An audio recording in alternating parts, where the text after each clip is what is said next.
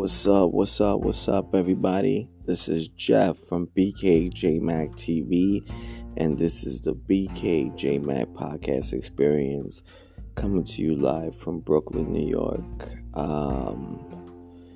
It's with heavy hearts. I just recently found out about this, and it just really got me, and I wanted to do a podcast episode about this. This man was a pioneer.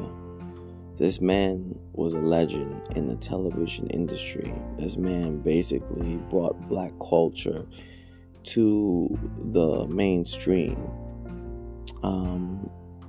His name was Norman Lear. Norman Lear. He lived to be 101 years old. It was so sad that he passed away.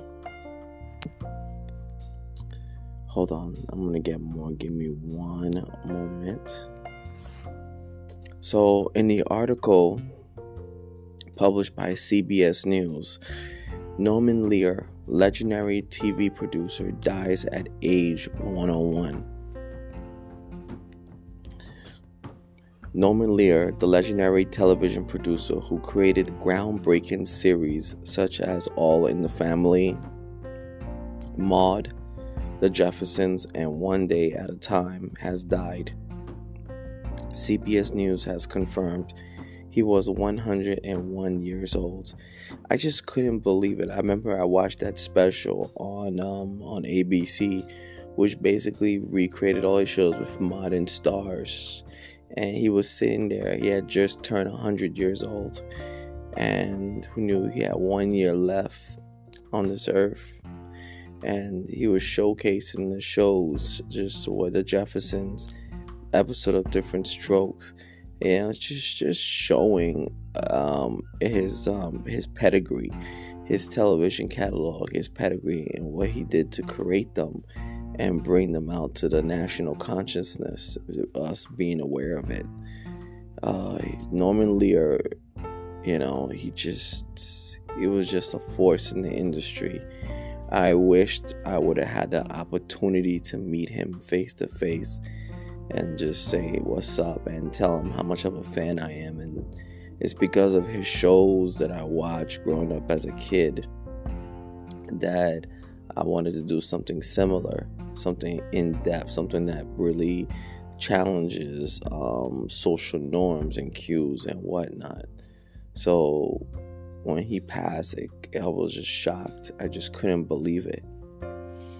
Going into the article, Lear died of natural causes Tuesday at his home in Los Angeles. Family spokesperson Laura B said in a statement Wednesday. He died on a Tuesday. A lot of things typically happens on a Tuesday, and he died on a Tuesday. On a Tuesday. Lear got his start as a writer for radio and TV in the post-war years, was responsible for a string of hit series in the 1970s that broke taboos on broadcast entertainment and helped define a generation.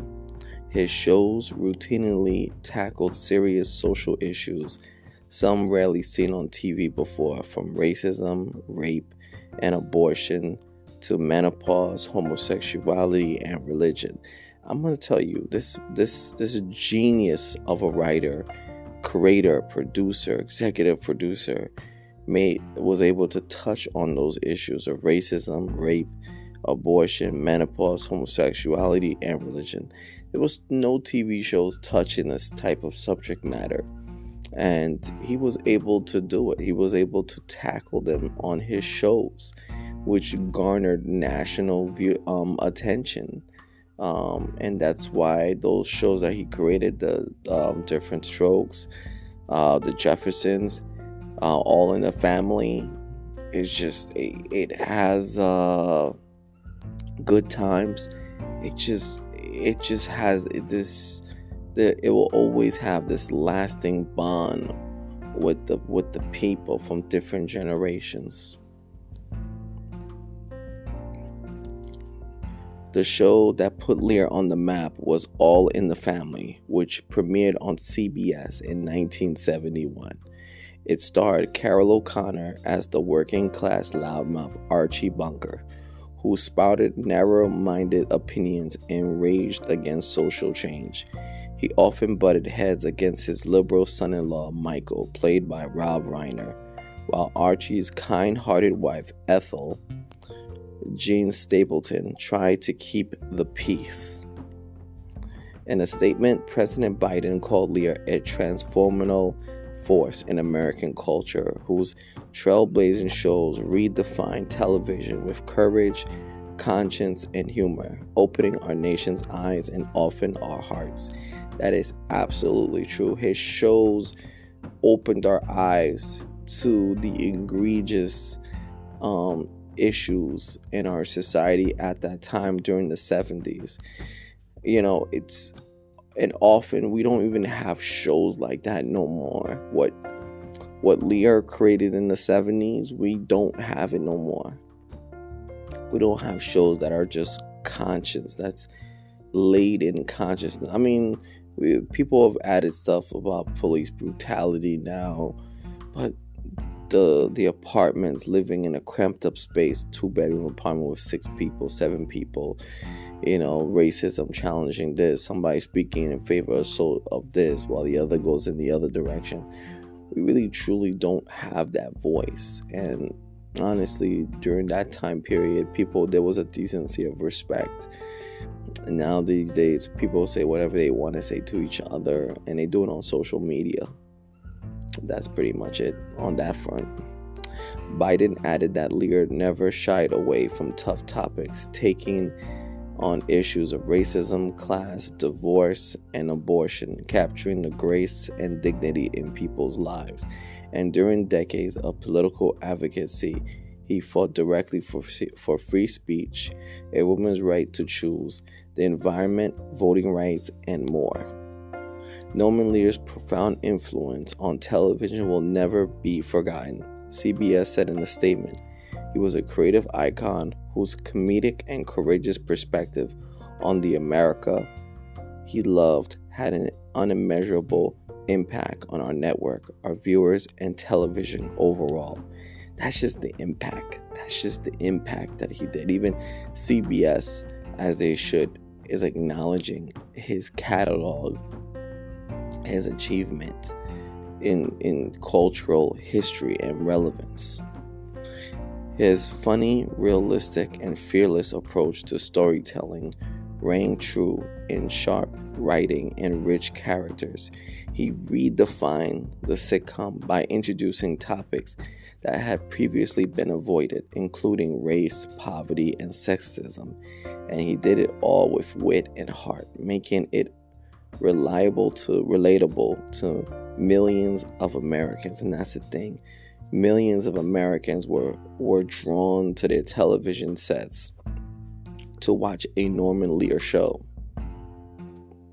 That's how a profound impact that Mr. Lear shows had over the ears, the eyes, and the hearts of all Americans across cities and countries and state and little rural areas around the United States.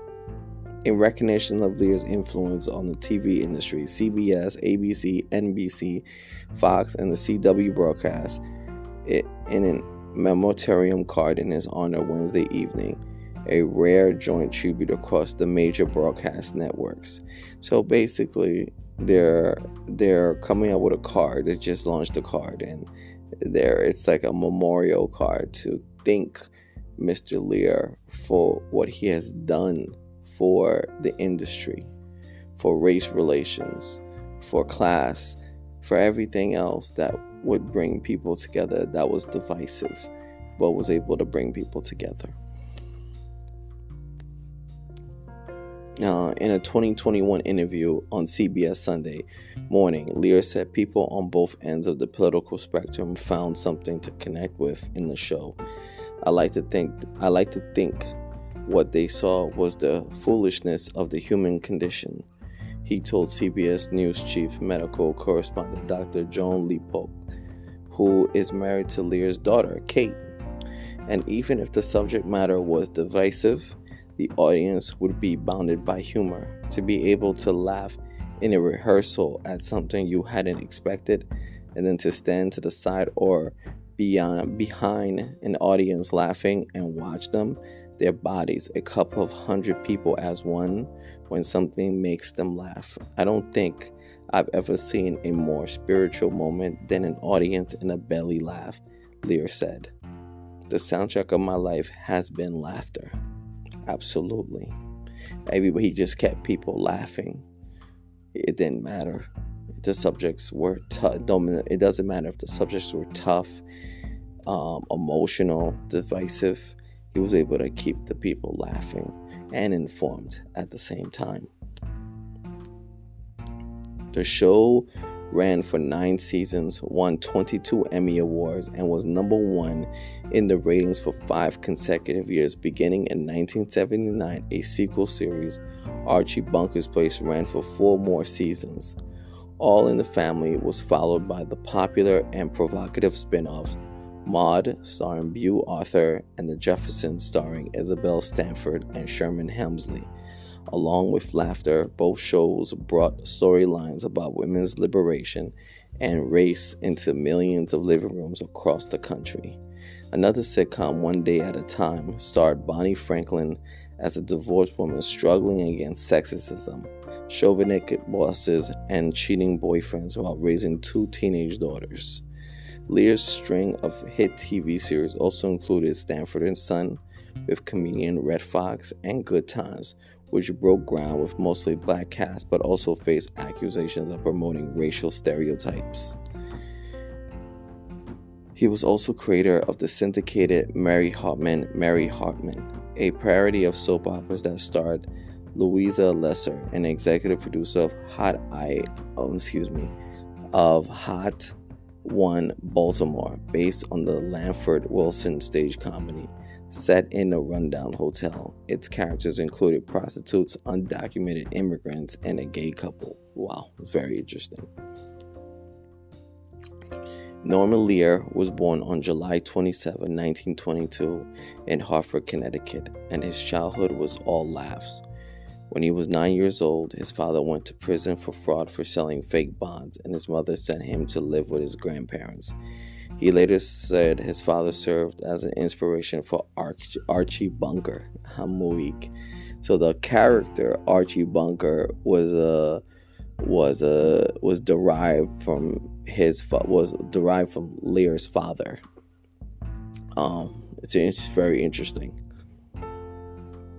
The intention was to show there's humor in everything, and I never thought of him as a hater so much as a fearful man of progress. Lear told CBS This Morning co-host Gail Kim in 2017. As a young man, he attended Emerson College in Boston on a scholarship before leaving school to serve in World War II. He joined the U.S. Army Air Force and flew on 52 combat missions over Germany and Italy. First of all, do you know how dangerous that is? 52 combat missions over Germany and Italy during World War II. That's tough. That is tough as hell. That's tough. After the war, he moved to Hollywood, and his career in the entertainment industry grew. By the early 1970s, he had reached a level of success and widespread influence few others could equal. On the big screen, Lear's production company was behind popular movies like Stand By Me, The Princess Bride, and Fried Green Tomatoes. He shared an Academy Award nomination for the screenplay of the 1968 comedy Divorce American Style. The political and social issues he explored on screen also inspired his own activism in liberal circles. In 1981, he co-founded the nonprofit group People for the American Way to advocate for progressive causes and counter the divisiveness and discord straining the nation.